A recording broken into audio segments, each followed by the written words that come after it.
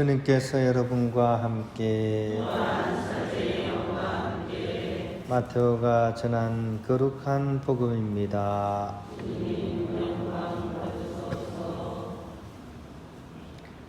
그때 예수님께서 군중에게 말씀하고 계시는데 그분의 어머니와 형제들이 그분과 이야기하려고 밖에 서 있었다. 그래서 어떤 이가 예수님께 보십시오. 스승님의 어머님과 형제들이 스승님과 이야기하려고 밖에 서 계십니다 하고 말하였다. 그러자 예수님께서 당신께 말한 사람에게 누가 내 어머니고 누가 내 형제들이냐 하고 반문하셨다. 그리고 당신의 제자들을 가리키시며 이르셨다.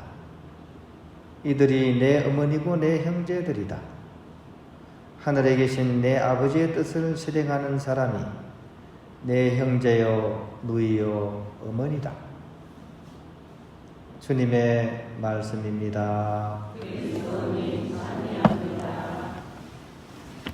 할렐루야.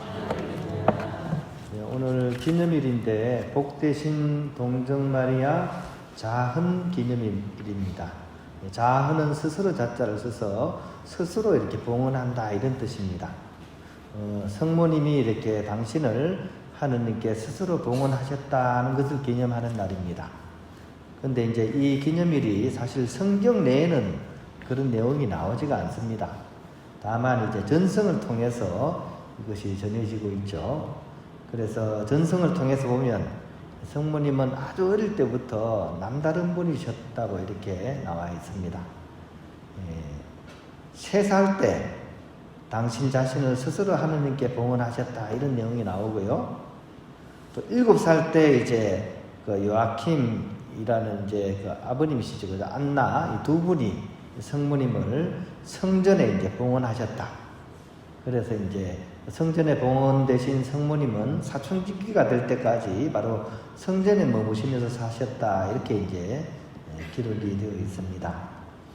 스스로 당신을 이렇게 봉헌하셨다. 이게 참 3살, 7살 때 이게 가능할까? 우리가 이렇게 생각할 수 있는데 사실 하느님의 특별한 은총 속에서 태어나셨기 때문에 스스로 이렇게 봉헌하는 것이 가능하다는 것이 이제 전성의 입장입니다.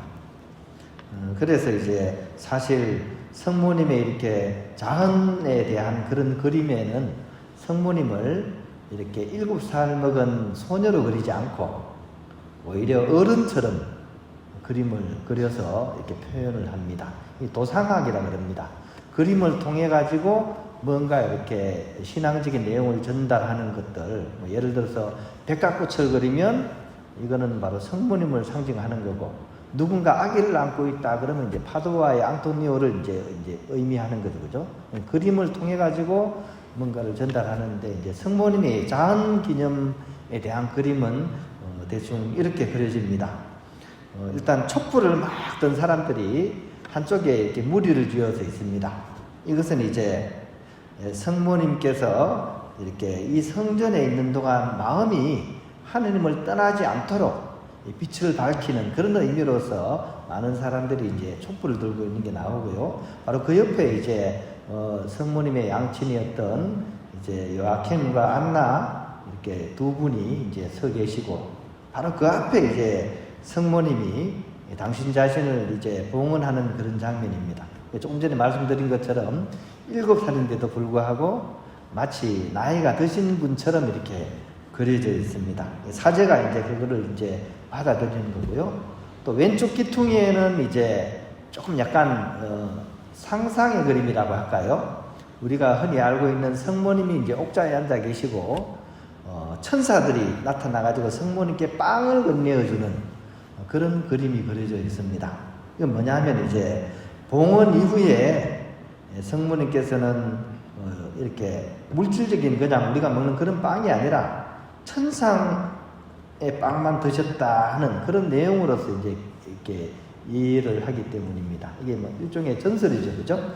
이것도 이제 그냥 어떤 의미냐 하면 바로 천상의 빵인 예수 그리스도께서 당신께 오신다는 그런 내용을 천사가 빵을 건네어주는 장면을 통해 가지고 표현하는 거죠. 이렇게 하면서 진정한 영웅, 진정한 히어로이신 성모님을 이제 딱 이렇게 이 그림을 통해서 보여주고자 그렇게 그림으로 표현한 거죠.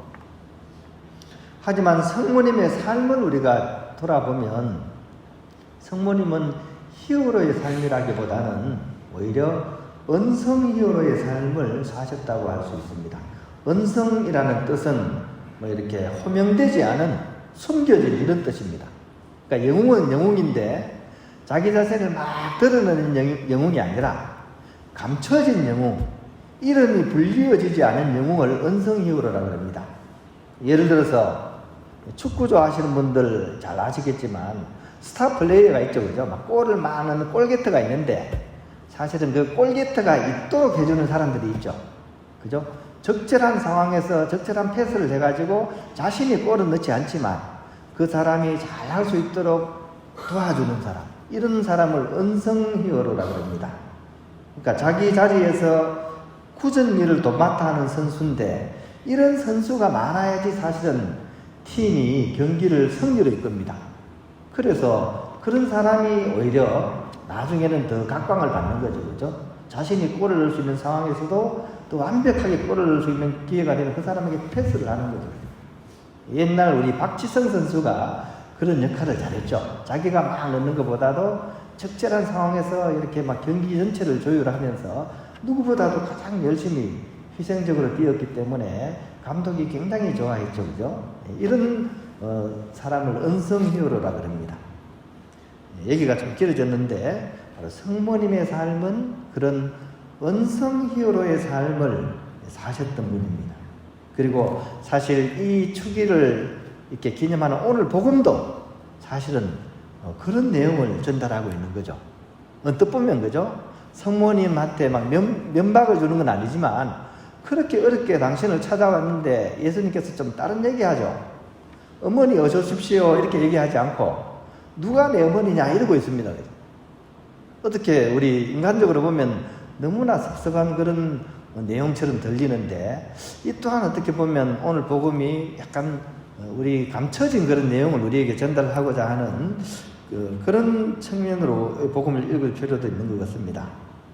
예수님께서는 성모님이 가까이 오셨음에도 불구하고 성모님을 얘기하기보다는 군중을 돌아보면서 이들이 내 어머니요 형제들이다 라고 얘기를 하십니다.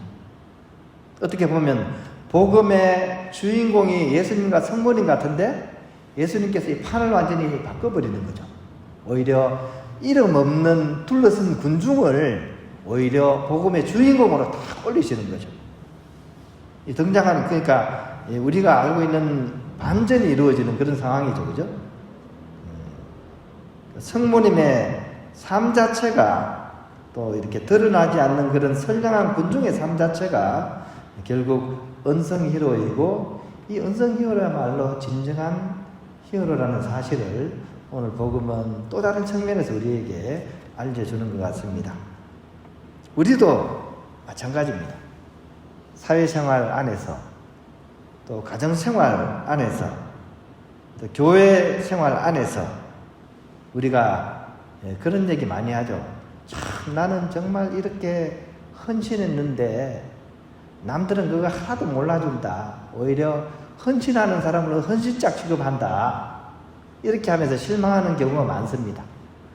그분은 물론 좀 안타까운 마음은 있지만 이 은성 히어로의 그 의미를 잘 모르셔서 그러는 것 같습니다.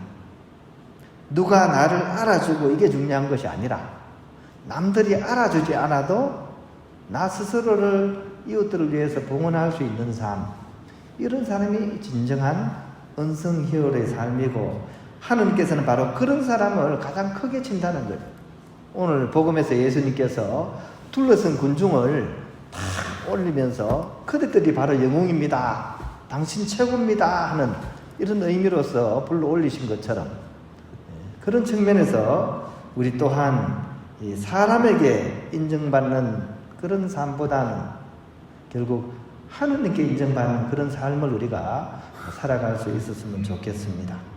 그러므로 누가 알아주지 않아도 자신을 하느님을 위해서, 이웃을 위해서 자언할 수 있는 사람, 그 모든 사람은 바로 성모님 삶의 그런 동반자이고 예수님의 그런 이 동반자라는 사실을 우리가 꼭 기억했으면 좋겠습니다. 우리 또한 그런 마음으로 우리 스스로를 하느님과 이웃들에게 봉헌하는 그런 자언자가 되어야 할 것입니다.